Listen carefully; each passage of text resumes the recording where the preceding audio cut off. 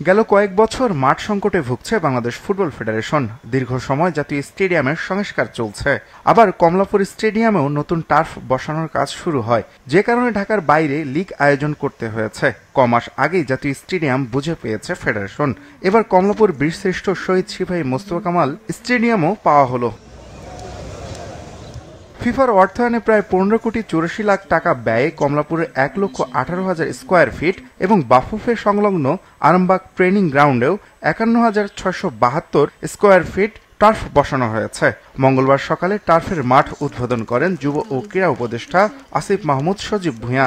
Sports science, biomechanics, তারপরে advance level training এর facilities আমরা করতে পারিনি। এবার একই সাথে 3টা উদ্যোগ চলছে। আপনারা জানেন যে বাংলাদেশ স্পোর্টস ইনস্টিটিউট আমরা করছি আমাদের অ্যাথলিটদের জন্য, সকল প্রকার অ্যাথলিটদের জন্য, সেটা রামুতে হবে এবং একই সাথে রামুতেই বাফুফের একটা এক্সেলেন্স সেন্টার হবে ফিফার সহযোগিতায়, এবং একই সাথে ক্রিকেটেরও একটা এক্সেলেন্স সেন্টার হবে।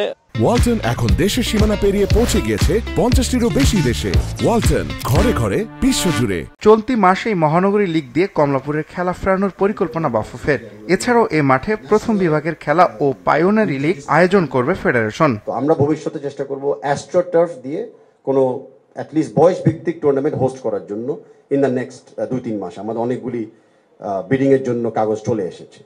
আর আমরা এই মাসে, মানে মিনিং অক্টোবর মাসে, আমরা চেষ্টা করব অ্যাটলিস্ট একটা লিগ যেন এই মাঠে শুরু হয়ে যায়। আমাদের আন্ডার 15-এর যেই ন্যাশনাল টুর্নামেন্টের ফাইনাল রাউন্ডটা এখনো ওয়েট করতেছে, সেটাও আমরা বিবেচনা করছি এই মাঠে আমরা খেলাবো।